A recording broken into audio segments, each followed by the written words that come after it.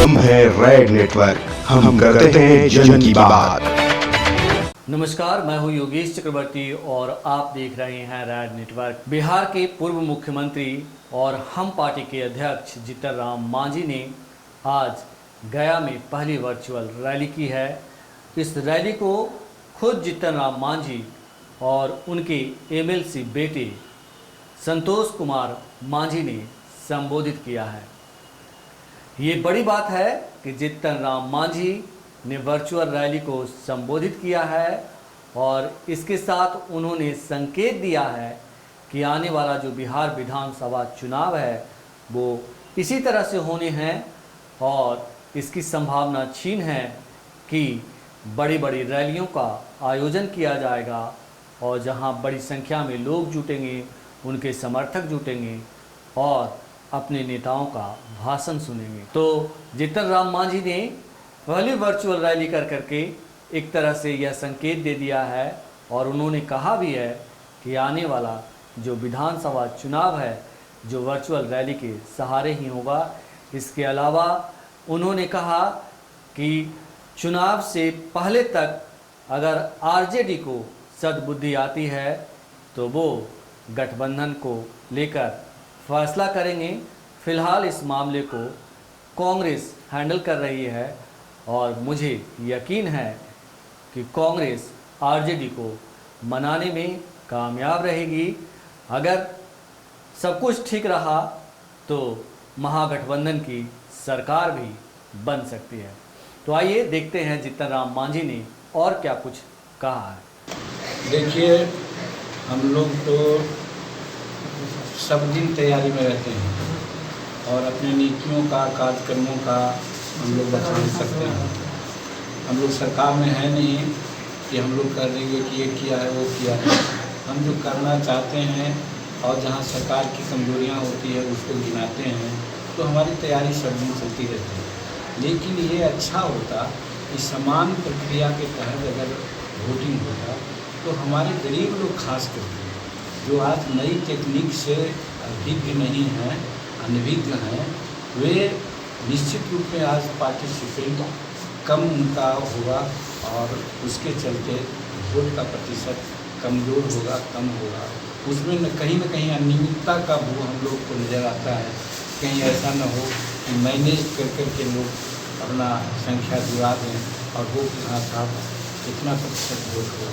तो इसलिए सबसे पहले प्रथम दृष्टया तो हम लोग यही कहना चाहते हैं कि इनको समय देना चाहिए था और समय देने के लिए ये जो लॉकडाउन का मामला आ रहा है ये ठीक है, लॉकडाउन से कुछ फ़ायदा हो रहा है। लेकिन हमारा कहना है कि अभी जो चुनाव हम लोगों का नवंबर में होने वाला है, नवंबर तक परिस्थितियाँ बदल जाएगी कोरोना का, इसकी कोई संभावना नहीं है। क्योंकि जब वर्ल्ड हेल्थ ऑर्गेनाइजेशन ने कहा है कि फरवरी मार्च में भी लाखों की संख्या में केसेज आएगा हिंदुस्तान में, तो आप जोड़ लीजिए कि आज लाख का संख्या नहीं आता है, आज 40-45 हज़ार 50 हज़ार तक जाता है। तो जब मैक्सिमम पीक पर हो जाएगा और उस समय तो चुनाव आपको कराना ही पड़ेगा। तो हमारा कहना है कि आखिर इसी में हमको जीना है, इसी में हमको रहना है। तो वैसी परिस्थिति में समान रूप में लोगों को प्रचार करने का मौका मिलता, ज़्यादा अच्छा होता, जनता के नज़दीक ज़्यादा उचित होता। लेकिन आज इस तरह से जो टेक्निकल बात करा करके ऑनलाइन की बात कर रहे हैं, फिर क्या जो हमारे वोटर्स हैं उनको सामने नहीं रखा जाएगा, वो शीशा के अंतर्गत रखा जाएगा, कोई ऐसा स्टिक होगा जिससे कि वो बटन को दबावेंगे। जब सामने भी हम रहता है और उसमें जब गड़बड़ा जाते हैं लोग, तो फिर ऐसा कैसे होगा। इसलिए दिक्कत तो है, इसके लिए ट्रेनिंग चाहिए थी। चुनाव आयोग को चाहिए था कि हर प्रखंड में कम से कम ट्रेनिंग सेंटर लगाता, हर बूथ से 2-4 आदमी को लेकर ट्रेनिंग देता। तो या हर बूथ पर अगर हो जाए तो और अच्छी बात है। लेकिन ये न करके एक अवैध इस तरह का जो अपनाएगा, उससे हमको डर है, भय है कि गरीब मतदाता कहीं न कहीं वंचित रह जाएंगे। आपकी पार्टी कहाँ है अभी तैयारी में या क्या संभावनाएं हैं इस चुनाव में, आगामी चुनाव में? देखिए, अभी हमने कहा सभी साथियों से कि और शुरू से ही आप देखे होंगे कि हमारी पार्टी का सृजन सरकार में आने या सरकार से बाहर होने के लिए नहीं है। हम व्यवस्था में चेंज करना चाहते हैं, व्यवस्था परिवर्तन करना चाहते हैं, चाहे बेरोजगारी का मुद्दा हो, चाहे महिलाओं का मुद्दा हो, चाहे किसानों का मुद्दा हो, चाहे और सबका मुद्दा हो, सबको इस रूप में लेकर चलने का बात किया है जिस पर बहुत लोगों का ध्यान कभी नहीं था। आज उसी को हम लोग आगे बढ़ाना चाहते हैं और इसी प्रक्रिया में इलेक्शन का बात है तो हम लोग भी शामिल हो जाएंगे और उस शामिल होने में अब जनता को हम लोग देखेंगे कि जनता का क्या रुख है। अगर जनता सचमुच में वोट देने की बात अगर होगा, स्वेच्छा से लोग वोट करेंगे तो हिंदुस्तानी अवाम मोर्चा सेकुलर को बहुत अच्छा रिजल्ट होगा।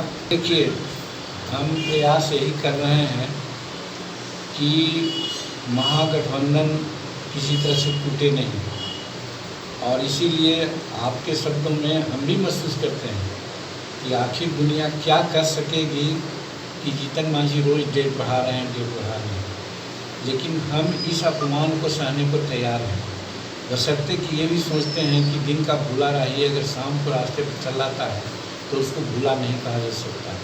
हमारी मांग कुछ नहीं है, एक ही बात है कि भाई जनतंत्र है, जमहूरियत है, हम लोग जो भी 5-7 घटक हैं आपस में बैठ करके कोई भी राजनीतिक कार्यक्रम हम तय करें। अगर इस चीज़ को मेजर पार्टी राजद के लोग हैं नहीं मानते हैं तो हम समझते हैं कि दुराग्रह है और अगर वो नहीं मानेंगे तो एक समय दूसरे समय अभी अब राजद से मेरी कोई बात नहीं हुई, अब कांग्रेस से बात हो रही है। कांग्रेस के लोगों ने मौका लिया है, ठीक है, हम राजद को समझा लेंगे और महागठबंधन में जो आप चाहते हैं आपकी मांग उचित है, बनना चाहिए कोऑर्डिनेशन कमेटी और सबकी राय से ही कोई विषय होना चाहिए। यहाँ सीट के लिए हम नहीं समझते हैं कि कोई हमारे दिमाग में बात है कि हमको 50 सीट चाहिए कि 5 सीट चाहिए, लेकिन ये जरूर चाहते हैं कि अगर 50 सीट मिले तो सबकी राय से, 5 सीट मिले तो सबकी राय सहमति से, यही चाहते हैं। और इसमें शक्ति सिंह गोहिल जो कांग्रेस के यहाँ प्रभारी हैं उनको चार्ज मिला है, राहुल गांधी जो पूर्व राष्ट्रीय अध्यक्ष हैं कांग्रेस के, उनसे भी हमारी बात हुई है, उन्होंने कुछ समय मांगा है। हम ये समझ करके कि शायद अंत तक अगर राजद को सद्बुद्धि आ जाए तो बात मान जाए तो हम समझते हैं कि राज्य के लिए बहुत अच्छा होगा। और नहीं तो आज देश पैमाने पर जहाँ आज देश को ले जा रहे हैं लोग, कहाँ हमारा जीडीपी गया है, कहाँ आज भ्रष्टाचार है, कहाँ हमारा बेरोजगार है, इसकी चर्चा नहीं हो रही है। चर्चा होती है राम मंदिर की, चर्चा होती है हिंदू मुसलमान की, हिंदुस्तान पाकिस्तान की। तो इस तरह से भावात्मक मुद्दा को जवानों को बरगला करके वोट लेने की साजिश चल रही है। तो हम कहना चाहते हैं इस चीज़ को तभी हम रोक सकते हैं जब हम एक होकर के फाइट देंगे। तब जो भी इसमें साथ होंगे हम समझेंगे कि भाजपा का कट्टर विरोधी हैं जो आज देश में इस प्रकार का माहौल बना रहे हैं लोग। और अगर इसमें खलल डालेंगे चाहे जो भी हो, हम मानेंगे कि वो भाजपा का बी टीम के रूप में काम करेंगे। क्या राजद के साथ आपका सीधा संवाद टूट गया है? सारी बात हमने कह दिया है ना, वो चर्चा होती समाज में होता है कि 5 आदमी होता है तो भाई आप भी देख लीजिए, आप भी देख लीजिए, आप भी देख लीजिए, सबकी बात एक बार आ जाए उसके बाद निष्कर्ष निकाल जाएगा। इसलिए उसमें राजद की बात तो अलग है, लेकिन हमने कहा अभी कांग्रेस के लोगों ने ऐसा सोचा है कि हम परिस्थिति को संभाल लेंगे। अगर परिस्थिति नहीं संभलेगी तो कांग्रेस ने भी कहा है कि हम रास्ता देंगे, उस रास्ता पर हम आपको ले चलेंगे। निश्चित रूप में जैसे देखिए शेड्यूल कास्ट का जो यहाँ मुख्यमंत्री जब भी रहे इंक्लूडिंग जीतन राम मांझी, तो नहीं कोई काम किया, लेकिन एक जनता में कौन काबिल है इतना काहे कस के बोल रहे हो तुम जी, आज जाके नहीं बोल सकते हो। हमारा कहना ये है कि अगर कोई पद पर बैठा हुआ है उस कास्ट का तो दूसरे लोग अपने को एलिवेटेड समझते हैं और अगला आदमी जो उस पर अन्याय करना चाहता है वो समझता है कि अरे भाई उसका आदमी कुर्सी पर बैठा हुआ है। इसलिए स्वाभाविक है केसेज होता है एट्रोसिटीज़ का, उसमें कमी होगी। तो इस लाइन पर हम यही जोड़ रहे हैं सब लोगों को कि आज शेड्यूल कास्ट की आबादी बिहार में 15-16% नहीं है, हम 25% हैं। जातीय जनगणना की बात हम लोग खुल करके कह रहे हैं। लालू जी भी कई एक बार बोले, हम धन्यवाद देते हैं इस माने में कि उन्होंने मांग की है। आज क्या पड़ा है केंद्र को या अन्य लोगों को जो जातीय जनगणना को प्रदर्शित नहीं करते हैं। आदि जातीय जनगणना अगर प्रदर्शित कर दिया जाए और उस आधार पर वोटर लिस्ट बनाया जाएगा तो शेड्यूल कास्ट की आबादी 25% है।